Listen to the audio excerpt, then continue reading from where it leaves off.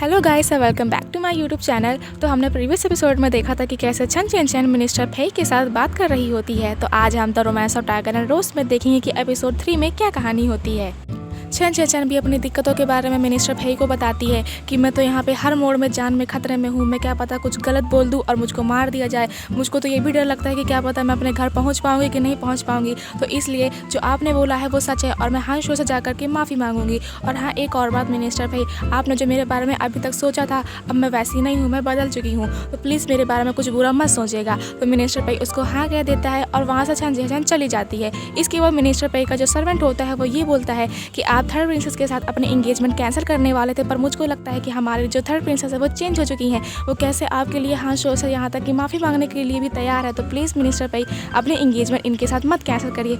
और minister Fei खुश हो जाते हैं कि शायद कुछ तो छन चेन के लिए मेरे लिए कुछ तो है। और फिर हम आगे कहानी में देखते हैं कि छन चेन रात को हांशो के पास माफ़ी मांगने के लिए जा रही होती है। तो हांशो अपना प्लान बनाया होता है कि आज की रात तो मैं छन चेन को मार दूंगा और वो अपने बहुत सारे तीरबाज तैनात रखता है। तो इसके बाद छन चेन लेकिन उसके रूम में चली जाती है और बहुत ही अच्छी तरीके से कहती है कि मास्टर हांशो मुझको माफ़ कर दीजिए। लेकिन हांशो उसकी बातों पर बिल्कुल विश्वास नहीं करता है और कहता है कि मुझको नहीं लगता कि तुम सिंसियर हो। तो छन चेन बोलने लग जाती है कि अच्छा हाँ, तुम तो कंपटीशन में जब लड़ाई करने लग गए थे छूछू के साथ तो उसने तुम्हारा रोब उतार दिया था, तो हम दोनों बराबर होने के लिए मैं भी अपना रोब उतार देती हूँ।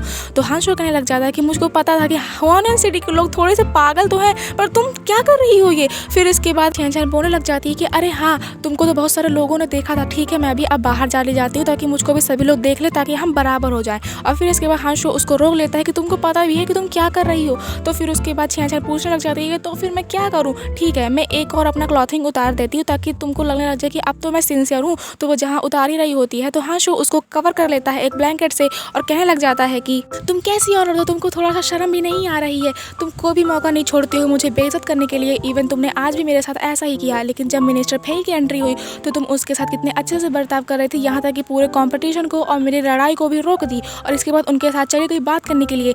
मुझे लगता है कि जो बच्चा है तुम्हारा वो मिनिस्टर फेई का, ये सच बता दो क्या ये बच्चा मिनिस्टर फेई का ही है। तभी छन चेन उस ब्लैंकेट को हटा देती है और हांशो देख ले जाता था कि उसके पास अभी भी सीना बार का मार्क है। तो उसको रियलाइज होता है कि अरे ये तो प्रेग्नेंट है ही नहीं। और वो बोलने लग जाता है छन चेन से कि तुम प्रेग्नेंट नहीं हो क्या। तो छन चेन बोलने लग जाती है कि तुम बहुत ही शाय और खुद को बहुत ही बड़ा समझने वाले इंसान हो। दिख रहा है ना मेरे पास सीना बार का निशान है, मतलब कि मैं प्रेग्नेंट नहीं हूँ।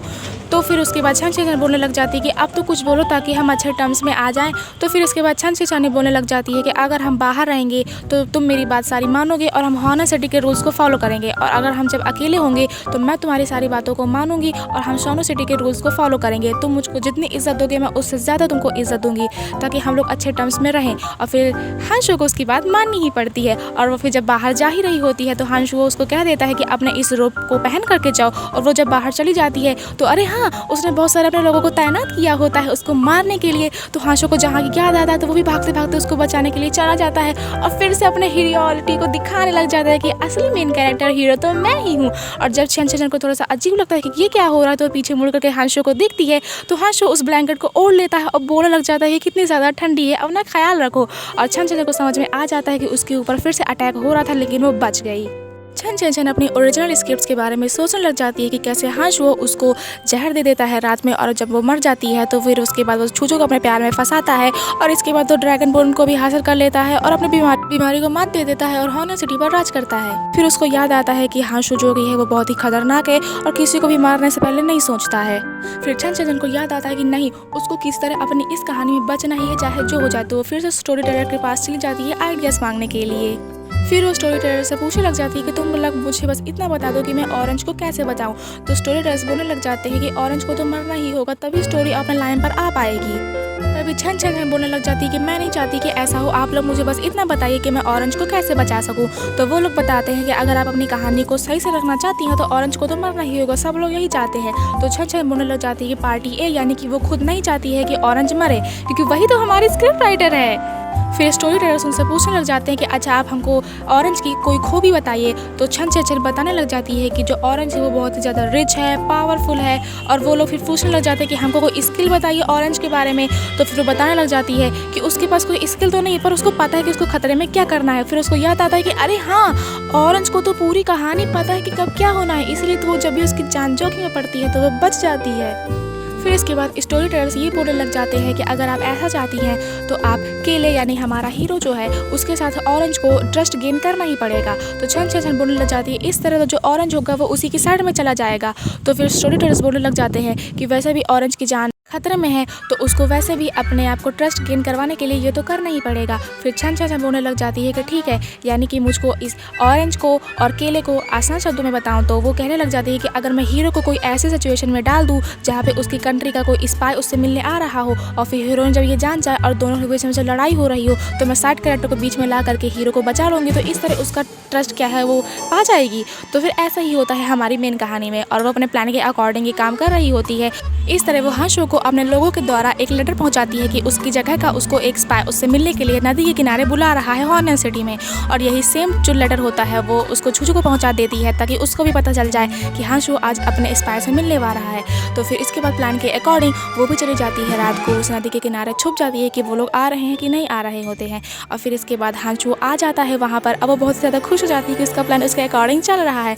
फिर वो अपने सर्वेंट को बताती है कि अब इस तरह मैं यहाँ पे हांशो को बचा लूँगी और उसका ट्रस्ट गेन कर लूँगी। और फिर उसका सर्वेंट उसको बताने लग जाता है कि आप फिर से मास्टर हांशो को फिर एक खतरे में डाल रही हैं, आपकी माँ इस बार आपको बिल्कुल माफ़ नहीं करेंगी। तो छन छन बोलने लग जाते हैं कि मेरी माँ मुझसे बहुत ज़्यादा प्यार करती है, मुझको कुछ नहीं करेंगी। और इसी दौरान हमारी छन चुचू भी आ जाती है वहाँ पर और फिर वो बहुत ज़्यादा खुश हो जाती है कि चलो अब हमको जल्दी से जाना पड़ेगा जहाँ पर छन चुचू जा रही है ताकि मैं हांशो को बचा सकूँ। और फिर वो जो लोग हाउस में जाते हैं जहाँ पे उन लोगों को मिलना होता है तो छन चुचू वहाँ पे चली जाती है। और फिर इसके बाद जहाँ छन छन आती है तो छन चुचू उससे पूछने लग जाती है कि तुम यहाँ पे किससे मिलने के लिए आई हो। तो छन छन बताने लग जाती है कि मैं असल में इससे मिलने के लिए आई हूँ। तो फिर वो देखने लग जाती है कि असल में वहाँ पे तो हांशो आया ही नहीं होता है और वो बहुत ही ज़्यादा डर जाती है कि मैं जिस पड़ाव में हांशो को फंसाने वाली थी मैं खुद ही उस चीज़ में फंस चुकी हूँ। तभी छन चुचू अपने छियान छियान से पूछने लग जाती है कि तुम यहाँ पे किस काम के लिए आई हो। तो छियान छियान सोचने लग जाती है कि वो उसको क्या बताया। तभी छुचू का उसका जो सर्वेंट होता है वो उसको बताने लग जाता है कि कहीं आप ही तो नहीं है जो सोनो सिटी के स्पाई से मिलने के लिए आई हैं। तभी छन छियान बोलने लग जाती है कि तुम ये क्या सोच रहे हो। और फिर उसके बाद वो खुद ही अपने जाल में फंस चुकी होती है। तो फिर वो बता देती असल में मैंने भी एक लेटर पाया था कि हम में से कोई यहाँ पे सोनो सिटी के स्पाई से मिलने के लिए आएगा, तो मैं भी देखना चाहती थी कि कौन है। तो फिर छुचू पूछने लग जाती है कि तुम यहाँ पे सिर्फ अपने सर्वेंट के साथ आई हो। तो वो कहने लग जाती है हाँ, असल में सच बताऊँ तो मैं आज यहाँ पे फुल मून निकला है तो मैं उसको निहारने के लिए आई थी। और फिर इसके बाद जल्दी से छियान वहाँ से चली जाती है। और फिर छुचू का जो सर्वेंट होता है बोलने लग जाता है कि आपने कितनी अच्छी अपॉर्चुनिटी हटा दी, आप इस तरह थर्ड प्रिंसेस को भी फंसा सकती थी और ऐसे आप सिटी ओनर और आसानी से बन सकती थी। लेकिन छन चुचू इसको जाने दी और बोलने लग जाती है अपने सर्वेंट से कि मेरी जो बहन है वो ऐसा कर ही नहीं सकती है, पक्का हांशो ने इसको फंसाया होगा। और जब वहाँ से छन जा ही रही होती है तो हांशो देख ले जाता है कि इन सब चीज़ों में हमारी फिर से स्क्रिप्ट राइटर का ही यानी कि छन का ही हाथ होता है। फिर इसके बाद हम आगे देखते हैं कि जब हांशो को लेटर मिलता है तो उसको शक होता है कि ये उसी के आदमी ने उसको लेटर दिया है कि नहीं। तो वो इस प्लान में वो आगे नहीं जाता है और चेक करता है कि इस प्लान में आखिर किसका हाथ होता है। इसके बाद हम देखते हैं कि छियान छियान अपने रूम में जा ही रही होती है तो सोचने लग जाती है कि उसको पहले हांशो के पास जाना चाहिए और पूछना चाहिए कि वो नदी के किनारे क्यों नहीं गया। तो फिर छियान छियान जब जाती है और हांशो को बोलने लग जाती है कि तुमको एक कहावत पता है कि हर सफलता के पीछे हमें बहुत लोगों के ऊपर विश्वास करना चाहिए, तो तुमने उसकी बात पर क्यों नहीं विश्वास किया और तुम क्यों नहीं वहाँ पर मिलने के लिए गए। तो फिर हांशो बोलने लग जाता है कि क्या तुम नदी के किनारे वाली बात कर रही हो। तो छियान छियान बोलने लग जाती है कि तुम्हारी वजह से आज मैं फंसने वाली थी। तो फिर हांशो बोलने लग जाता है कि मुझे पहले से ही इस चीज़ पर शक था इसलिए मैं वहाँ पे गया नहीं, क्या तुम मुझे फंसाने की कोशिश कर रही थी। तो छियान छियान बोलने लग जाती है कि तुमको क्यों ऐसा लग रहा है कि मैं तुमको फंसाने की कोशिश कर रही थी। जब मुझको सुनने में आया कि सोनो सिटी का एक स्पाई यहाँ पे किसी से मिलने के लिए आया है तो मैं तुरंत तुम्हें बचाने के लिए वहाँ पर चली गई। तो हांशो बोलने लग जाता है कि तुमको कैसे पता चला मैं फंसने वाला हूँ। तो छियान छियान कहने लग जाती है कि मैं तुम्हें वहाँ पर बचाने के लिए गई थी, तुम गलत सोच रहे हो। फिर हांशो बोलने लग जाता है कि छियान छियान तुमको चोट लगी हुई है। तो छियान छियान खड़ी हो जाती है और उसको बोलने लग जाती है कि देखो तुमको बचाने के लिए मुझे किस किस पड़ाव में जाना पड़ता है, और बोलने लग जाती है कि मुझे तुम्हारा साथ देना चाहिए इसलिए तुम्हें मेरा साथ दे सको। तो फिर हांशो पूछने लग जाता है कि तुम मेरा साथ क्यों देना चाहती हो। तो छियान छियान बोलने लग जाती है कि मैं इसलिए तुम्हारा साथ देना चाहती हूँ क्योंकि मैं चाहती हूँ कि तुम खुश हो। फिर छियान छियान बोलने लग जाती है कि चलो कोई बात नहीं, अच्छा है कि तुम वहाँ पर नहीं गए थे क्योंकि छुचू बहुत ही ज़्यादा डरावने लग रही थी। और फिर वहाँ से ये कह करके चली जाती है। तो फिर बाजी अपने मास्टर से कहने लग जाता है कि आपको क्या थर्ड प्रिंसेस पर शक नहीं हो रहा है। तो हांशो बोलने लग जाता है कि नहीं, क्योंकि जो लेटर मिला था उसमें एक खास प्रकार की निशानी लगती है और एक वैक्स लगती है जो कि मुझको नहीं लगता है कि छन छन इतना आगे तक इस चीज़ में बढ़ेगी। मुझको लगता है इन सब में छन चुचू का हाथ है। तो फिर बाजी बोलने लग जाता है कि हमको सेकंड प्रिंसेस के बारे में ऐसा नहीं सोचना चाहिए क्योंकि उन्हीं के जरिए हम तो ड्रैगन बोन और हॉर्नर सिटी पर हमला कर सकेंगे। तो हांशो बोलने लग जाता है कि ऐसा नहीं है, हम चाहे तो थर्ड प्रिंसेस यानी छियान छियान के जरिए भी मैं ड्रैगन बोन को हासिल कर सकता हूँ और हॉर्नर सिटी पर कब्जा कर सकता हूँ। क्योंकि छियान छियान दिखने में भले ही ज़्यादा भोली हो और अपने मन का करती हो लेकिन वो अंदर ही अंदर बहुत ही ज़्यादा भोली है। मैं छेनछेन को भी अपने कब्जे में करके ये सब काम करवा सकता हूँ। तो तभी बाईजी बोलने लग जाता है कि हमें ये तो नहीं पता है कि असल में छेनछेन हमसे चाहती क्या है। तो फिर हांशु बोलने लग जाता है कि मुझको पता है वो असल में क्या चाहती है, वो असल में मुझको चाहती है। मुझको लगने लगा कि छेनछेन मुझसे अब प्यार करती है क्योंकि वो हर कठिनाइयों में चली जाती है मुझको बचाने के लिए। हांशु वो हर एक काम बताने लग जाता है बाईजी को कि कैसे वो हर एक कठिनाइयों में जब भी मैं पड़ा था तो उसने मुझको बचाया है और मुझको लगता है कि छेनछेन मुझसे अब बहुत ही ज़्यादा प्यार करने लगी है। तो बाईजी के चाहे जितना बोलने पर भी हांशु नहीं मानता है, वो अपने डेल्यूजन में चला जाता है और उसको लगने लग जाता है कि छेनछेन लगता है उससे बहुत ज़्यादा प्यार करने लगी है। और फिर उसको लगने लग जाता है कि उसको अब छेनछेन के माथे अब ये ड्रैगन बोन को हासिल करना पड़ेगा। तो गाइस आप लोग देख सकते हैं कि कैसे हमारी स्टोरी अब बदल चुकी है ओरिजिनल स्क्रिप्ट से। फिर इसके बाद कहानी में दिखाया जाता है कि कैसे रानी साहिबा छनचूचू को डांट रही होती है कि तुम्हारी वजह से अब शानो सिटी के लोगों को शक हो जाएगा कि हम लोग उनके पीछे कुछ मतलब सोच रहे हैं उनको फंसाने के लिए। तो छनचूचू बोलने लग जाती है कि माँ मुझको माफ़ कर दो, मेरी इसमें कोई गलती नहीं थी, मैं ही गलती से फंस चुकी हूँ इस चीज़ में। फिर उसकी माँ बोलने लग जाती है कि बिना सोचे समझे अब आगे से ऐसा कोई काम मत करना। तो छनचूचू बोलने लग जाती है कि अब से मैं ऐसी कोई शिकायत आपके सामने नहीं लेकर के आऊँगी और वहाँ से चली जाती है। फिर इसके बाद मिनिस्टर वैंग रानी साहिबा से बोलने लग जाते हैं कि छनचूचू की ये भले ही गलती हो पर उसको सिटी ओनर की पोजीशन से इस तरह मत हटाइए आप, क्योंकि मुझे पता है कि वो सबसे ज्यादा कंपेटेबल इस पोजीशन के लिए छनचूचू ही है। फिर रानी साहिबा बोलने लग जाती है कि मेरी जो तीसरी बेटी है वो बिना सोचे समझे कुछ भी कर लेती है और थोड़ी सी अनपढ़ जैसी है। जो मेरी दूसरी बेटी है उसका तो आपने काम देख ही लिया कि वो कैसे क्या कर रही है, और जो मेरी पहली बेटी है वो बहुत ही ज्यादा बीमार रहती है, मुझको नहीं पता है कि मुझको किसको क्राउन प्रिंसेस अब बनाना चाहिए। तो फिर मिनिस्टर वैंग बोलने लग जाते हैं कि मैं सच बोलूँ आपको एक एडवाइस दूँ तो मेरे हिसाब से इस चीज़ के लिए जो सबसे अच्छी पोजीशन में है वो हमारी छनचूचू ही है, प्लीज़ उसको ही आप कंसिडर करिए। तो फिर रानी साहिबा बोलने लग जाती है कि मेरे हिसाब से भी छनचूचू को ही सिटी ओनर बनना चाहिए, पर हम देखते हैं क्या हमें को करना चाहिए। फिर इसके बाद कहानी में हमारी फर्स्ट प्रिंसेस की एंट्री होती है और वो बहुत ही ज़्यादा कितनी सुंदर लग रही है ना गाइस। वो कुछ कैलीग्राफी कर रही होती हैं कि उनका सर्वेंट आ जाता है उनको बताने के लिए कि तभी बोलने लग जाती हैं कि क्राउन प्रिंसेस के एग्जाम के लिए अब छनछेन तो स्टडी के लिए चली गई होगी और इसके साथ हांशु भी जाने वाला होगा। तो उनका सर्वेंट बोलने लग जाता है कि आपको भी जाना चाहिए। तो फिर हमारी फर्स्ट प्रिंसेस बोलने लग जाती है कि मुझको नहीं जाना है, मिनिस्टर पे को मेरा एप्लीकेशन लीव दे देना। तो उनका सर्वेंट बोलने लग जाता है कि आपको ऐसे अकेले नहीं रहना चाहिए, आपको बाहर जाना चाहिए और लोगों से घुलना मिलना चाहिए। तो फर्स्ट प्रिंसेस बोलने लग जाती हैं कि मेरे बारे में अब कोई याद नहीं रखता है, ना मुझसे कोई मिलने के लिए आता है, तो मुझको अब बाहर नहीं जाना है पढ़ने के लिए। मेरी माँ ने भी अब मुझसे बात करने लगता है छोड़ दिया है और मेरी बहनें भी अब मुझसे मिलने के लिए नहीं आती हैं।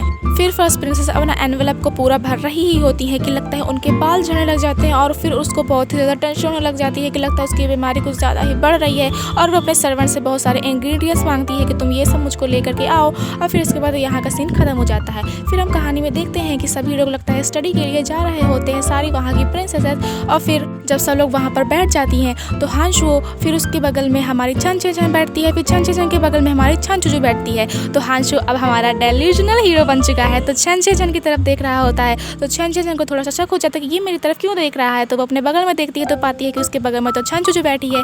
तो छनछेन को लगता है कि शायद हांशु छनचूचू की तरफ देख रहा है। तो फिर हमारी जो छनछेन होती है वो हांशु को अपनी सीट में बैठा देती है और खुद आगे बैठ जाती है। तो फिर सभी लोगों को लगने लग जाता है, खास करके लिंची को, कि वो लगता है मिनिस्टर फेई से ज़्यादा क्लोज होना चाहती है और बोलने लग जाती है कि तुम तो शादीशुदा हो चुकी हो तो तुम इतना क्लोज मिनिस्टर फेई से ना हो। और जब ये पता चल जाता है हांशु को तो फिर से उसको अपने ओरिजिनल सीट पर बैठा देता है और खुद बैठ जाता है। इसके बाद हमारे मिनिस्टर फेई की एंट्री होती है और वो फिर बताने लग जाते हैं कि आप सभी प्रिंसेसेस को अब एग्जाम देना पड़ेगा ताकि आप लोग क्राउन प्रिंसेस के लिए एलिजिबल बन सकें। फिर इसके बाद वो बताते हैं कि आप सभी को मैं कुछ 12 वर्ड्स दूंगा, या तो आप खुद भी इन सब वर्ड्स को चुन सकते हैं और आपको 2 लाइन्स की आपको सेंटेंसेस बनानी है, उसको राइमिंग वर्ड कह सकते हैं हम लोग। फिर हमारे मिनिस्टर पे बताने लग जाते हैं कि आप सभी को एक एग्ज़ाम देना पड़ेगा ताकि आप लोग क्राउन प्रिंसेस की पोजीशन में अच्छे से आ सकें। फिर इसके बाद मिनिस्टर पे आज की क्लास लेते हैं और उन सभी को बताते हैं कि मैं तुम सबको कुछ शब्द दूंगा, तो इसके बाद तुम लोगों को एक सेंटेंस बनानी है राइमिंग।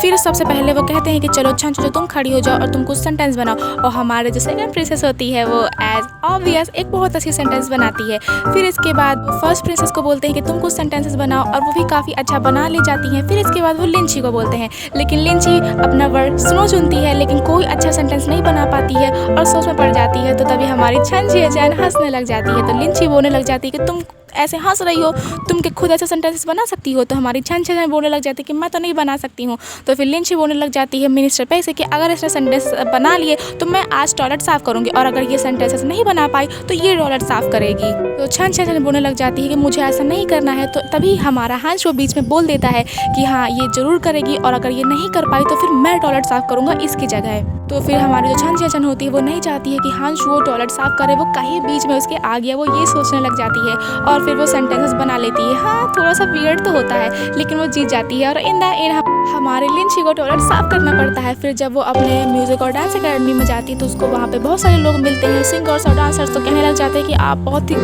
गलत गंदा महक रही हैं, और वो बहुत ही ज़्यादा चिल्लाने लग जाती है कि तुम लोग क्या समझते हो, तुम लोग को क्या पोजीशन है मुझको ऐसा कहने की, चलो जाओ यहाँ से। फिर शायद उसके पापा आ जाते हैं और कहने लग जाते हैं कि बेटा तुम ऐसा मत सोचो, मुझको पता है कि तुम्हारी और सेकंड प्रिंसेस की बहुत ज़्यादा अच्छी बनती है, पर थर्ड प्रिंसेस के बारे में तुमको ऐसा नहीं सोचना चाहिए। और तभी वो सुमो को देख ले जाती है तो उससे पूछने लग जाती है कि तुमने अपने हाथों में क्या लिया है। तो शायद सुमो सन चैन के सारे गिफ्ट्स लिया होता है। तो फिर वो बहुत ही ज़्यादा सुमो को मारने लग जाती है, क्योंकि वो बहुत ही ज़्यादा गुस्सा होती है छन चैन से। और फिर इसके बाद कह देती है कि ये सारे गिफ्ट्स को छन चैन को वापस करके आओ। तो जब सुमो छन चैन को अपने गिफ्ट्स वापस करने जा रहा होता है तो छन चैन देख ले जाती है कि कैसे हमारी लिंची कितना ज़्यादा सुमो को मार देती है, और वो सोचने लग जाती है कि उसने तुमको दर्द नहीं दिया है सुमो, उसने मुझको दर्द दिया है तुमको मार करके। तो फिर हमारा जो सुमो होता है वो छन चैन का हाथ पकड़ के अपने दिल में रख लेता है और कहने लग जाता है कि मुझको दर्द इस मार से नहीं हो रहा है, पर इससे हो रहा है कि आप गुस्सा हो रही हैं। और इसी के साथ हमारा थर्ड एपिसोड भी खत्म हो जाता है। अगर आपको ये स्टोरी अच्छी लगी हो तो लाइक और सब्सक्राइब करें। Thank you for watching this video.